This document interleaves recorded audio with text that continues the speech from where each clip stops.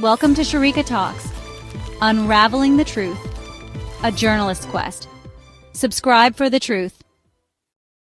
Chapter 29, The Man Called RAKHI. The first time Adam had drawn his Glock 17 on this trip was on the previous night when they encountered the tiger. He had been ready to use it if the Jeep failed, but then his cover would have been blown. Thankfully, he was able to maintain his friendly driver persona until this final moment. Now, deep inside his own territory, he could finally play his hand calmly. Like a Bengal tiger that had stalked its prey to the very edge of its den, Adam had brought them exactly where he wanted them. Sharika's pulse hammered as she stared down the Glock's barrel. Her mind was racing, searching for a way out, calculating angles and chances. Her subconscious kept telling her that something didn't add up, but she couldn't place what it was amidst the chaos. She was planning to somehow take the situation into her hands. Sensing her intentions from the look on her face, Adam smiled. It was a look he had seen countless times. "Don't even think about it," he said calmly. "There are snipers all around us. One twitch, and both of you will be gone before you blink." Sharika flinched as the helicopter thundered closer. Instinctively, she glanced upward. It had a dark brown color and looked old. "Don't worry," Adam added smoothly, following her gaze. "It's not the Prime Minister of India," he added, taking out a small rectangular device with an antenna from his pocket. Riaz gasped. "This here is a jammer," Adam explained. "It blocks all radio and microwave signals in a 50-meter radius. Your SOS never left your phone. And that helicopter, it's not for you." The words landed like hammers. She felt like all hope was closing away. Sharika gathered her courage and forced herself to speak. "If you were going to kill us, why didn't you do it before? Why bring us all the way here?" Adam laughed, a full, careless laugh that cut through the tension like a blade. "Kill you? Why would I kill you? So you still don't get it yet, right? Good." He paused, then continued. "Riaz here couldn't stop praising you last night over drinks. He said you were the brightest girl he has ever met. He also said you had some kind of Sherlock mode. I guess you haven't turned it on yet, or else you might have figured this out by now, I think. Please, turn and count the bullet holes in our Jeep." Instinctively, Sharika and Riaz turned their heads. They saw the shattered windshield and the flat tire, but the Jeep's body was pristine. Just the mud and some smears of some kind of dark powder.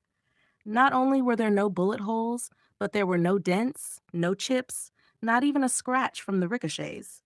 They were both completely bemused. "Hey, Rishab, give me the mag," Adam commanded. The short, fat gunman immediately took out and handed the AK-47 magazine to him. Sharika's mind, now working on overload, noted that Adam was speaking English and the militants understood him perfectly. Adam slid a bullet from the magazine, dropped it on the rocky ground, and crushed it under the heel of his boot. To their astonishment, its top part disintegrated into a fine metallic powder. "Frangible bullets," Adam started explaining, half a century-old technology. "The projectile is made with heat-treated, compressed copper powder. They shatter on impact with a hard surface, but can penetrate soft materials like a rubber tire. They wouldn't kill you easily, but they hurt like hell. And Rishab and Sagar here," he said, nodding to the two men, "are excellent marksmen. They can shoot with the accuracy of an Olympic shooter. So if they wanted, they would have easily finished you two in an instant." He handed the magazine back. "Oh, and the snipers around us are using armor-piercing rounds. One shot, and you will be dead. And my Glock," he added matter-of-factly, "is loaded with real bullets." The thundering sound of the helicopter landing somewhere reverberated through the area, a deep vibration that shook their chests. It must be near, probably less than 500 meters, Riaz thought. He began to speak, but Sharika spoke first, her voice polite but firm. "So, who are you really? RAKHI? What are you going to do with us?" Adam laughed again. "No, I am not RAKHI, but he will decide what to do with you. He's waiting." He gestured towards the curve in the road where the helicopter had vanished. He instructed the two militants to change the Jeep's tire and bring it after clearing the roadblock. Sharika again noticed that he was communicating in English. Then, Adam took Sharika's iPhone from the Jeep, restarted it to erase the unsent SOS messages, and put it in his pocket. "Walk," he instructed, motioning for them to go ahead of him. As they crossed the fallen tree and rounded the left corner, there, as the men holding AKs had said, was a dark green truck on the road, which looked like it was an old military truck. Adam motioned them to walk past it. Then the road turned again to the left. As they turned, they froze on the spot. Looming before them wasn't a camp, but a small, hidden city woven into the very fabric of the forest. Within the green canopy stood buildings, dozens, maybe 100, bamboo, wood, and steel interwoven into a secret city. Buildings curved around ancient deodar trees, their roofs covered in living moss and grass. Pine trees rose like walls around it, hiding the sight from the world. Walkways were suspended high in the canopy, connecting structures that seemed to grow out of the mountainside. A small river cut through the middle of the settlement. The city spanned an entire mountain valley in the middle of nowhere. The air was clean, smelling of pine and damp earth, and the only sound was the hum of the nearby river and the disciplined quiet of the inhabitants who moved with silent purpose. Sharika's fleeting hope of grabbing Adam's gun dissolved instantly. Up until then, she had hoped that Adam was bluffing about the snipers and all. Now she understood that there was no escape. Not from here. Closest to them was a helipad where the chopper now sat, its rotors slowly winding down. As they moved closer, they could make out human figures near the helicopter. Riaz spotted a tall old man with neatly combed, long, silky white hair, giving instructions to the others. He wore a white, full-sleeved kurta and had a thick white mustache. As he turned, the setting sun glinted off his photochromic glasses. They moved even closer. The old man greeted them warmly as they approached, shaking their hands and motioning for them to sit in a nearby open-air building, his voice nearly drowned out by the ever-fainter roar of the chopper. As they shook hands, Sharika noticed the old scars on his palm and face, and Sharika's heart stopped. Through the now clear lenses, she saw it, a milky white, pale right eye. She knew exactly who he was. He was a ghost made real. As they settled onto a wooden bench, he smiled at them. "So, are you Rajendra Khatri?" Sharika asked, mustering all the courage she could. "Or are you Rakhi?" The old man chuckled. "Oh, I have been known by several names. My father called me Rajendra Khatri. Ra and Veeder called me the Black Tiger. My Pakistani neighbors called me Ahmed Shakir. My fellow commandos called me the Falcon. Later, the Dawood Iqbal gang and others like him feared me as Sher Shah. And finally, I became known by an abbreviation of my original name, Rakhi, from Rajendra Khatri. I thought someone as brilliant as Sheila, or maybe even a kid like you, would have worked that out a long time ago." Rajendra Khatri. The simple truth hit Sharika with the force of a physical blow. "So you knew all along what we were up to?" Riaz asked, his voice filled with disbelief. "How did you disguise yourself as a driver, fooling Sheila ma'am, me, and Rishika? Why do all this?" Adam replied calmly, "You are talking to the son of a man who fooled an entire nation for 10 years.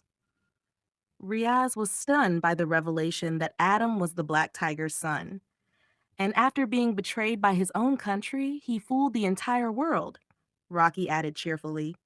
"Of course, the driver with your other team is also one of our men. As for why, we had to be sure you were not a threat to my father. This final test was to confirm it. Now I am certain that none of you are part of any government organizations," Adam concluded. "So the attack on Amritsar?" Sharika asked fearlessly. "Which side were you on?" "Ah, the famous Amritsar," Rakhi sighed. "The same Amritsar which the world knows as the starting point for the death of Indira Gandhi. The same Amritsar Golden Temple where Operation Blue Star was carried out years ago. Ironic, right?" He chuckled, then paused for a second, as if he was reliving a moment in his life, then continued. It was carried out by the accomplice of an old friend of mine, a friend whom we were trying to eliminate. Due to some complications on our part, they slipped through our fingers and killed those innocent people. Of course, I am on the side of justice always. So we countered it, without making a mess, as silent as it can be. And remember, it was because of that decision of mine to reveal myself to the world that you are here right now. I was at ground zero, Riaz said. I was one of the ones who, the weapon you used, the whole world is after it. How did you do it? RAKHI smiled, a glint in his one good eye. Oh, I can't say it's actually my invention. The idea of such a weapon has been here for centuries. It was known as the Samohana Astra in the epic Mahabharata, the weapon used by Arjuna to defeat an entire army by himself in the Virata War. I just modernized it a bit. And of course, he said, as if it were the most natural thing in the world, then continued after a smile, since I am on the side of peace, I have successfully captured that old friend who was responsible for Amritsar. He is here as a guest of mine. In chains, of course. I'll introduce you in a bit. End of chapter 29. Thank you for watching Unraveling the Truth, A Journalist's Quest. Subscribe to stay updated on Sharika's journey. Stay tuned for the next part. Disclaimer. Unraveling the Truth, A Journalist's Quest is a work of fiction. The experiences, ideas, and theories presented by the characters, including the books they write, are purely fictional and do not reflect real-world events, beliefs, or ideologies. While some incidents and characters may be inspired by real-world scenarios, they are entirely fictionalized for storytelling purposes. The author does not endorse or share the viewpoints expressed by any character in this novel. Any resemblance to actual persons, living or dead, or real events is purely coincidental. Viewer discretion is advised.